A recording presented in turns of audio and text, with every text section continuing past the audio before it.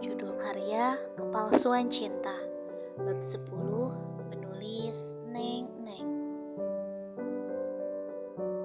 Sayang, hari ini aku sedang bahagia. Kamu berdandanlah. Aku akan mengajakmu makan malam di luar. Pria itu memerintahku dengan senyum berseri-seri di wajahnya. Baiklah, hanya itu yang bisa kukatakan. Aku langsung bergegas menuju kamar mandi untuk membersihkan diri terlebih dahulu. Setelah selesai mandi, aku mulai memilah dan memilih pakaian mana yang akan aku kenakan malam ini. Semua pakaian ini menurutku sama saja, hanya beda warna juga model saja. Selebihnya pakaian ini begitu terbuka. Aku sangat tidak menyukainya.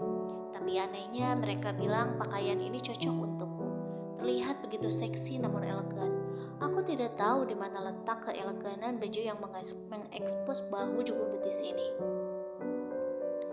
Kamu cantik sekali sayang. Dia memelukku dari belakang, kala aku masih memoles wajahku dengan makeup tipis. Dibanding harus berdandan menor, aku lebih suka berdandan sederhana. Namun meskipun begitu, mereka bilang aku tetap cantik dengan kesederhanaanku. Perhiasan yang kugunakan juga seringkali membuat orang yang melihatnya berdecak kagum. Sementara aku memilih untuk tidak peduli. Toh semua yang menempel pada tubuhku ini bukanlah keinginanku ataupun pilihanku, namun pilihan Mas Arga. Terima kasih. Aku menggigit bibir bagian bawahku kala tangan terkutuk itu sudah bergerilya ke sana kemari. Baiklah, aku tunggu di luar. Rapikan kembali bajumu. Dia tersenyum lalu melenggang pergi, menghilang di balik pintu kamar. Aku mencibik kesal. Lagi-lagi aku harus merapikan bajuku kembali. Tidak bisakah dia menjaga tangannya barang sejenak saja? Fiuh. Aku keluar dari dalam kamar setelah aku selesai berdandan. Di lantai bawah sudah ada Kak Risha, juga Kak Bastian yang tengah menonton TV di ruangan tengah. Mereka duduk berdempetan, dengan mata tidak beralih dari layar. Sesekali mereka meneguk minuman di hadapannya, lalu beralih makan snack yang tengah dipangku Kak Risha. Sekilas mereka terlihat seperti sepasang keluarga harmonis. Sudah selesai. Mas Arga datang menghampiriku setelah memanaskan mobil di luar. Aku hanya mengangguk. Karisya menoleh ke belakang lalu tersenyum lembut, menatapku dengan intens. Mau pacaran, Ra? Tanya Karisya terkekeh. Aku hanya tersenyum kikuk. Cie, cantik sekali kamu, Ra. Jalan-jalan ke tempat bagus ya, Ra. Belanja sekalian, mumpung suamimu yang ngajakin. Kelakar Karisya sambil tertawa renyah. Aku menunduk malu. Gadis seperti dia memangnya tahu cara belanja, tahu tempat jalan-jalan yang bagus. Wajahku kembali datar kala ku dengar celetukan dari pria di samping Karisya. Kulihat Karisya langsung melotot, lalu mencubit Kak Bastian. Terdengar dari cara Kak Bastian merintih kesakitan. Maaf, Ra, kami ke kamar dulu ya. Have fun, Ra, bersenang-senanglah. Karisya berjalan menuju kamarnya, diikuti Kak Bastian yang masih meringis seperti menahan sakit. Aku tersenyum sinis menatapnya. Sayang, yuk berangkat. Mas Arga kembali datang setelah sebelumnya dia sempat ke dapur untuk minum terlebih dahulu.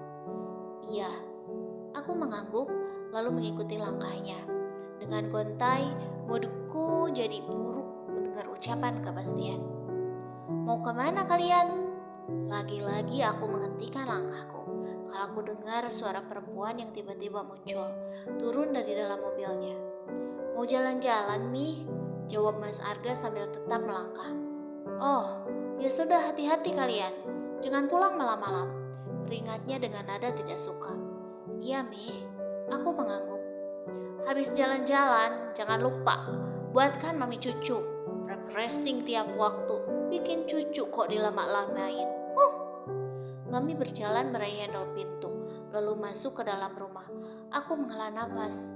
Suasana hatiku makin buruk. Jangan dengerin apa kata Mami. Yuk berangkat. Mas Arga meraih tanganku, lalu membimbingku masuk ke dalam mobilnya. Sepanjang jalan, kami hanya terdiam.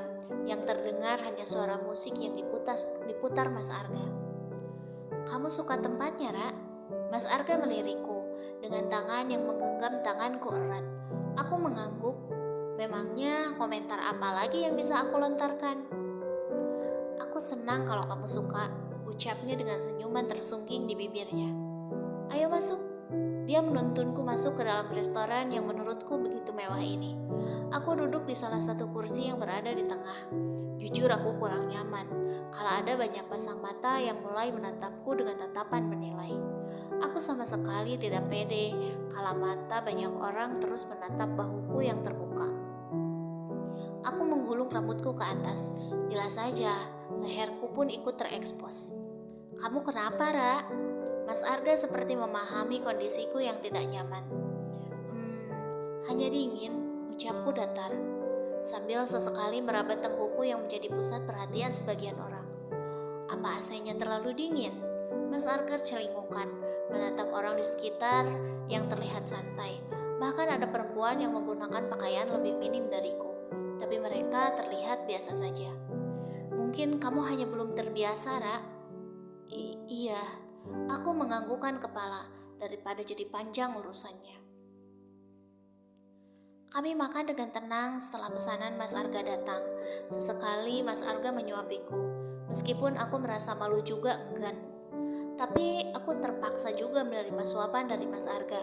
Sekali lagi, ada banyak pasang mata yang menatap kami. Mereka menganggap kami adalah pasangan romantis dan juga serasi. Aku hanya bisa tersenyum tipis.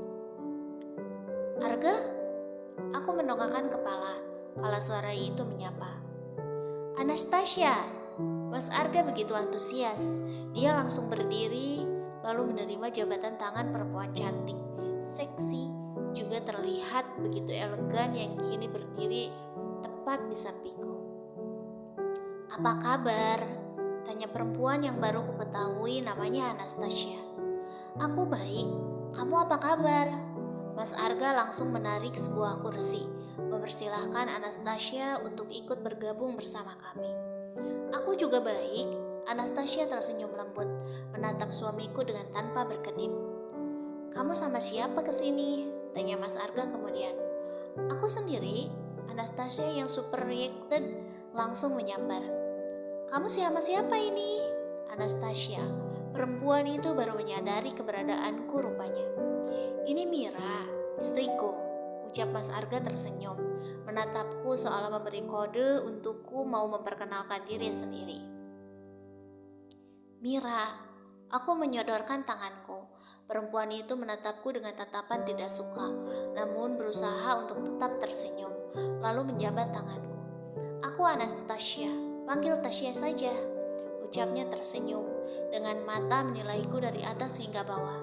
Baiklah, aku kembali fokus pada piring makananku. Lalu tidak lama kemudian aku mendengar gelak tawa mereka. Dari obrolan yang tidak aku pahami sama sekali, aku rasa mereka tengah membicarakan masa lalu juga bisnis mereka sekarang. Apalah aku yang tidak mengerti dunia mereka, dan mereka yang tidak mengerti dengan duniaku. Di tengah obrolan absurd yang mereka lakukan, tiba-tiba saja sekelebat bayangan Arka muncul dalam benakku. Mungkin aku terlalu merindukannya. Aku menatap Nanar ke arah depan hingga menembus luar kaca jendela. Sayang, apa yang kamu lihat? Pertanyaan itu terdengar samar, tapi aku tetap menjawabnya dengan jujur tanpa sadar. Arkana. Apa? Mira! Aku mengerjap kaget. Aku mengerjapkan mataku berulang kali, berusaha menyadari apa yang telah aku ucapkan. Kutatap wajah suamiku yang sudah merah padam. Arkana, satu nama itu selalu berhasil membuatnya murka. Pulang! Tiba-tiba dia berdiri, lalu menyeret tanganku tanpa memperdulikan tatapan orang sekitar, termasuk suara panggilan dari Anastasia. Aku meringis kalau aku rasakan tanganku begitu nyeri karena cengkraman eratnya. Tubuhku juga sakit kalau aku dihempaskan dipaksa masuk ke dalam mobil. Mobil melaju dengan kecepatan tinggi.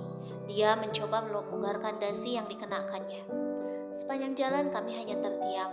Lututku mulai bergetar kuat. Aku tahu apa yang akan terjadi setelah ini. Mobil berhenti tepat di depan rumah. Dia membuka pintu mobil lalu membimbingku masuk ke dalam rumah, masih dengan cara menyeretku. Rumah sudah begitu sepi, mungkin semua penghuninya sudah beristirahat. "Sini kamu."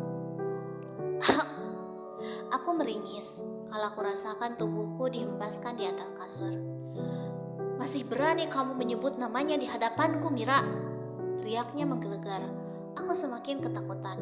Aku menekuk lututku, lalu air mataku mulai mengembang. "Tuhan, tolong beri aku kekuatan untuk bisa melawan pria ini." Batinku meronta. "Oh, kamu mau aku menghentikan biaya untuk ibumu, juga untuk biaya sekolah adik-adikmu?" Lagi-lagi ancaman itu yang dia keluarkan. Aku menggeleng takut. Bagaimana nasib keluargaku jika dia menghentikan segala biaya yang selama ini dia gelontorkan untuk keluargaku? "Tapi kenapa? Kenapa kamu selalu membuatku tidak suka?" Dia meraih wajahku, lalu menatap kedalaman mataku. "Aku tahu, kamu belum mencintaiku, meski sudah sekian lama kita hidup bersama," ujarnya lagi. Terlihat jelas matanya begitu sendu. Terdapat kesedihan yang mendalam dari tatapannya. Maaf, aku menundukkan pandanganku. Takut. Ini bukan pertama kalinya dia bersikap semaunya, hanya karena aku melakukan kesalahan tak seberapa. "Maaf, baiklah, aku akan kumaafkan sekali ini saja." Dia tersenyum menyeringai, lalu tangannya sudah mulai tidak bisa dikondisikan. Aku tahu persis akan berakhir di mana pertengkaran ini. Aku lelah, aku menyerah. Sekali lagi, aku tidak bisa menyelamatkan harga diriku di hadapan pria egois ini. Bersambung. Hai teman-teman, jangan lupa buat like, komentar, share, dan subscribe video ini ya, agar channel ini semakin berkembang. Terima kasih banyak untuk semua teman-teman yang sudah meluangkan waktunya untuk menonton atau mendengarkan video ini. Semoga kita semua selalu diberi kesehatan dan selalu diberi kesempatan untuk saling bersama-sama ya. Sekali lagi terima kasih banyak teman-teman. See you next video. Bye.